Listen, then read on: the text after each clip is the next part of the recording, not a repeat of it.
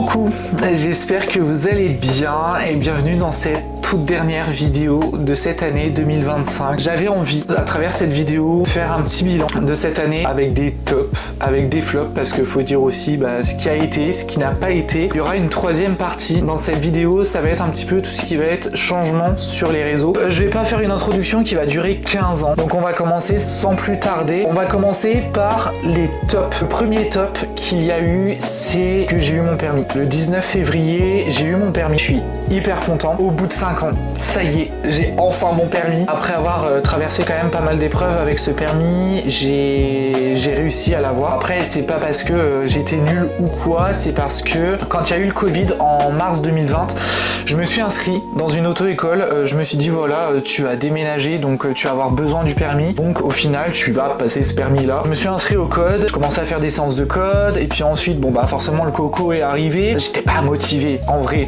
on est enfermé chez soi, j'avais pas envie des sessions de code sur le téléphone. Je voulais faire complètement autre chose. Je voulais profiter entre guillemets de ces vacances imposées. C'est vrai que moi je l'ai senti comme des vacances imposées, mais en même temps ça m'a permis aussi de faire le point sur ma vie aussi. Je me suis dit ok, t'as déménagé, qu'est-ce que tu fais maintenant? J'ai attendu un an, j'ai attendu fin 2021 avant de me réinscrire, mais là je me suis inscrit sur un site, Ornicar. En gros on paye 30 balles et on fait des séances de code comme on veut, quand on veut, mais pour une durée limitée. Je me suis inscrit le 7 décembre 2021. Là tu vas charbonner mon gars, tu vas bosser, et puis j'ai eu mon code au bout de 10 jours, et au final j'ai eu mon code. Donc, forcément faut trouver aussi une auto-école qui veuille bien me prendre pour faire les heures de conduite, sachant que j'avais pas passé le code dans une auto-école. Donc j'ai trouvé une auto-école à une petite demi-heure de la maison. Franchement c'était bien, franchement c'était sympa. Ils étaient tous les deux très sympas, mais c'était pendant une période de ma vie où malheureusement je me suis séparé, où ça n'allait plus vraiment dans ma vie. Au niveau de mon boulot, ça n'allait pas forcément. J'ai eu des séances pendant plus de 6 mois. Tant pis, moi je redéménage entre temps, donc malheureusement je pourrais pas passer le permis. En plus en boîte manuelle, j'ai déménagé, j'ai retrouvé une auto-école qui franchement a été une catastrophe. Ça a été horrible. J'ai vraiment très très mal vécu cette partie-là du permis. C'était vraiment entre guillemets t'es qu'une merde, t'y arriveras jamais, aucun mot d'encouragement, et ça a été très compliqué. Et ensuite j'ai passé mon permis, l'examen ne s'est pas déroulé comme prévu. Il y a eu des litiges dans le passage de l'examen. Peu importe ce que je faisais, peu importe ce que je disais, forcément ces personnes-là sont assermentées, l'auto-école ils sont assermentés. Moi je suis qu'un pauvre candidat, je suis qu'un numéro, donc je l'ai eu un peu dans le baba. J'étais un peu dégoûté, je voulais pas du tout repasser le permis. Je me suis dit m'en fous, je le repasserai pas. Je l'ai passé en avril 2024. Au fur et à mesure du temps, on se dit si je devais pas l'avoir, c'est pour une bonne raison. J'ai eu du mal à trouver une auto-école qui voulait me reprendre avec toutes les heures que j'avais faites. Il y a eu pas mal de refus. Et puis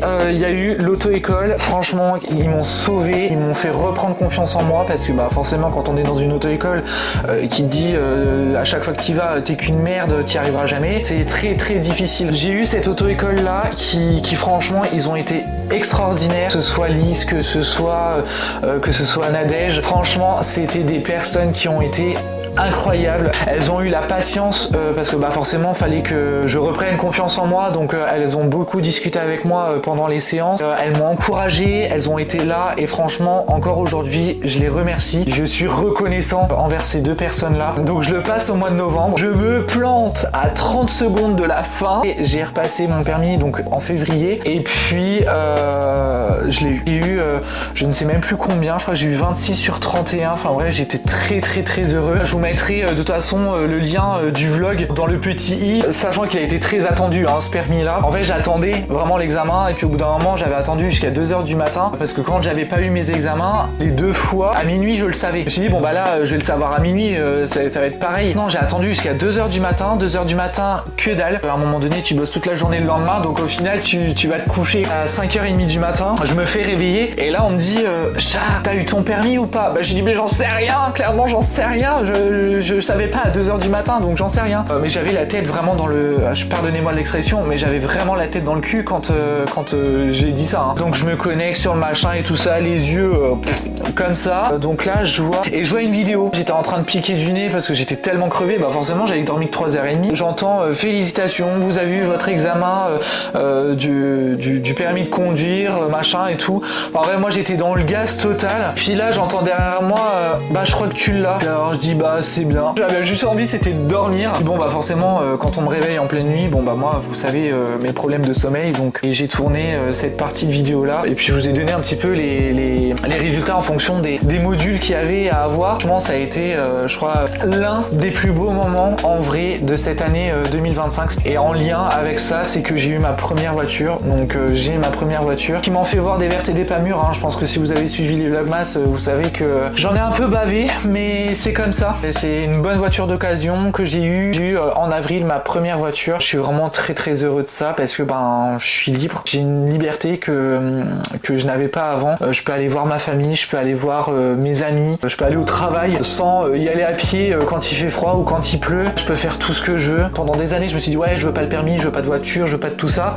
Et puis au final, bah on se rend compte que bah, c'est toujours plaisant et voilà. Et je me suis rapproché de ma famille, je me suis rapproché de mes amis et ça, je pense que c'est vraiment quelque chose qui n'a pas de prix. Ensuite, j'ai eu officiellement, je dis bien officiellement, mon premier CDI. J'avais 28 ans quand j'ai intégré l'entreprise dans laquelle je suis actuellement. J'ai intégré l'entreprise en septembre 2024 et puis voilà, j'avais 4 mois de période d'essai. Donc forcément, voilà, pendant les 4 mois de période d'essai, on n'est pas sûr et certain d'avoir officiellement le CDI. Hein. C'est pas parce qu'on le signe que on l'a forcément. Et au mois de janvier, le 22 janvier, j'ai eu officiellement mon CDI. Donc j'ai été très heureux. J'étais aux anges parce que je me suis dit bah voilà, je vais avoir peut-être mon permis, là je viens d'avoir mon CDI, enfin bref, j'étais très heureux. Je me suis dit que voilà, 2025 vraiment c'était une super bonne année et elle commençait très très bien pour moi et franchement ça a été vraiment le top et j'aime énormément mon boulot. Je suis tellement content de travailler en pépinière, d'apprendre énormément sur les plantes parce que comme je vous ai déjà dit 15 milliards de fois dans mes vidéos, j'ai pas la science infuse, on apprend tous les jours. C'est toujours plaisant aussi de conseiller les clients. Ensuite, c'est peut-être quelque chose de tout bête, mais j'ai publié ma toute première vidéo longue, donc je vous la mettrai aussi dans le petit i. C'était, si je me souviens bien, ma collection de potos. Je l'ai publiée normalement le 3 janvier. Ça a été une vidéo que j'ai tournée, je me souviens, au mois de novembre 2024. J'étais tellement stressé que je me suis dit, je vais la regarder avant, sans coupage. Vous savez, on fait des cuts quand on fait des vidéos. Et je me suis dit, je vais la regarder telle quelle et on va voir ce que ça donne. Si elle me plaît, je la monte. Si elle me plaît pas, je ne la monte pas. Ça a été vraiment incroyable et je suis vraiment très très heureux d'avoir publié cette première vidéo là parce que je me suis dit si je la poste pas aujourd'hui, je la posterai jamais. Et au final, ça a lancé un petit peu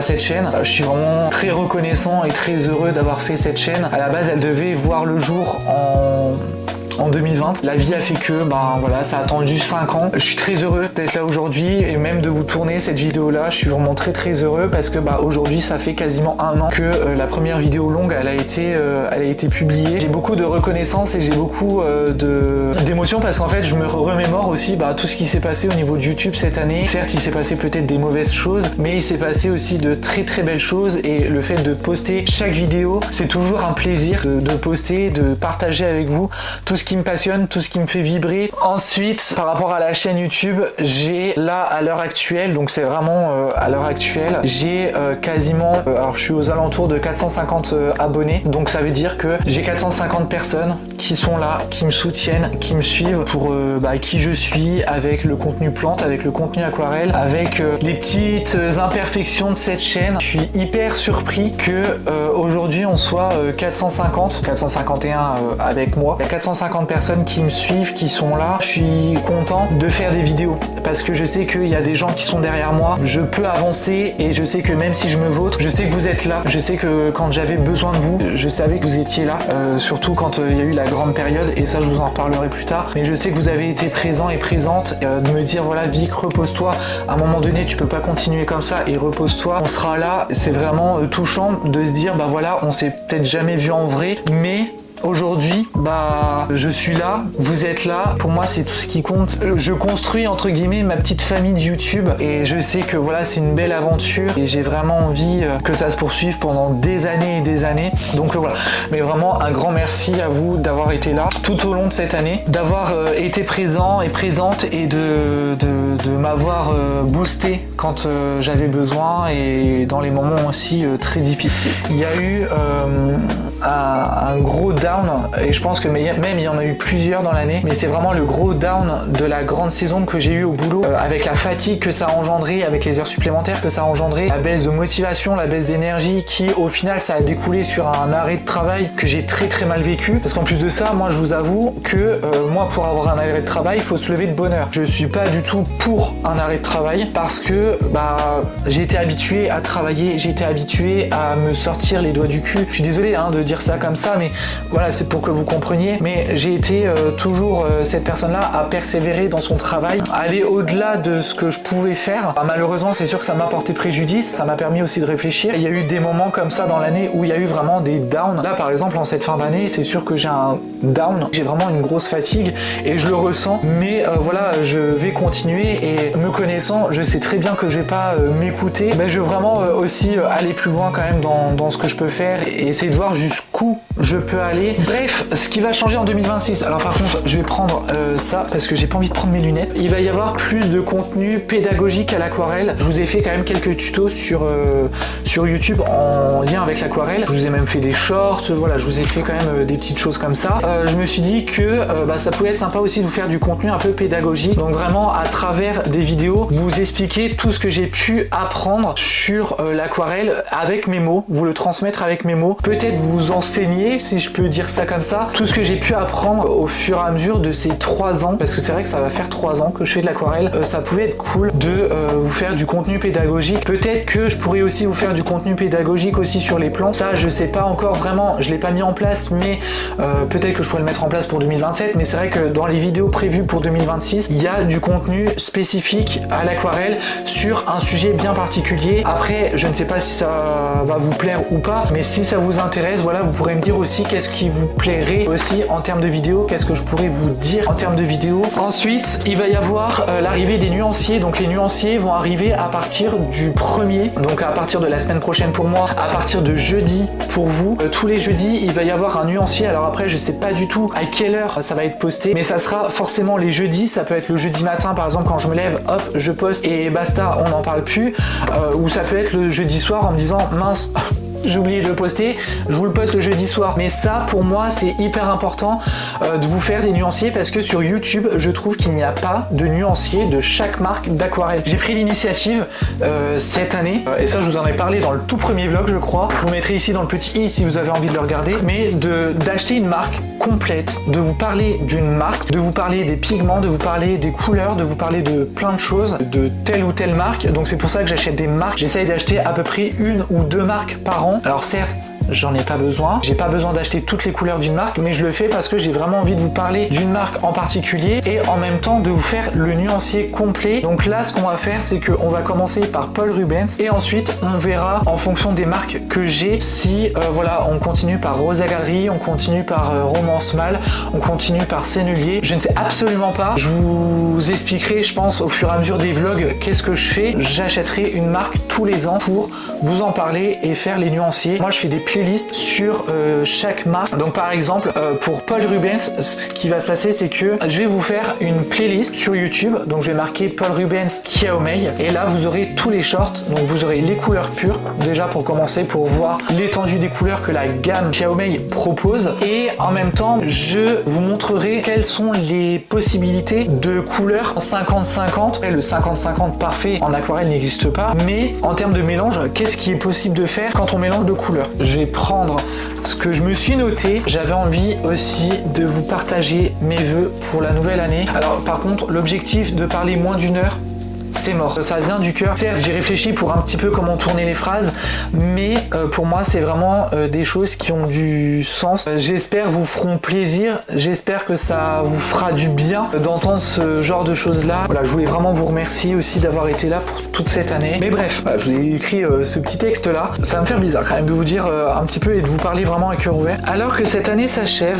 je tenais à prendre le temps de vous adresser quelques mots du fond du cœur. Cette chaîne, ce n'est pas seulement des vidéos, c'est une aventure humaine, un espace de partage, d'échange et de passion, et tout ça existe grâce à vous. Chaque vue, chaque commentaire, chaque like, chaque encouragement compte énormément et me motive à continuer dans les moments de doute. Votre fidélité, votre bienveillance, votre énergie donnent un vrai sens à ce que je fais ici. Vous êtes bien plus qu'une simple audience, vous êtes une vraie communauté et je vous en suis profondément reconnaissant. Pour cette nouvelle année, je vous souhaite avant tout la santé parce que c'est essentiel, mais aussi le bonheur, la paix intérieure et la réussite dans tous vos projets, qu'ils soient petits ou grands. N'abandonnez jamais ce qui vous fait vibrer. Croyez en vous et osez aller au bout de vos rêves. De mon côté, je vous promets cette même envie de partager, de progresser et de grandir avec vous. J'ai hâte de vivre cette nouvelle année à vos côtés, plein de surprises, de rires, d'émotions et de beaux moments. Merci infiniment d'être là, d'être vous et de faire partie de cette aventure. Prenez soin de vous et on se retrouve très vite pour la suite de cette belle aventure. Très belle et heureuse année à vous toutes et tous. Donc ça, c'est mes derniers vœux de cette année. C'est vraiment ce que je souhaite. Plus que tout, c'est que vous soyez heureux, heureuse, que vous ayez la santé, parce que c'est vrai que sans la santé, on n'a rien. C'est sur ces quelques mots que je vous laisse, que je vous fais plein de gros bisous et que je vous dis à l'année prochaine. Je vous retrouve jeudi pour le tout premier nuancier. Je vous retrouve vendredi pour la prochaine vidéo. Salut!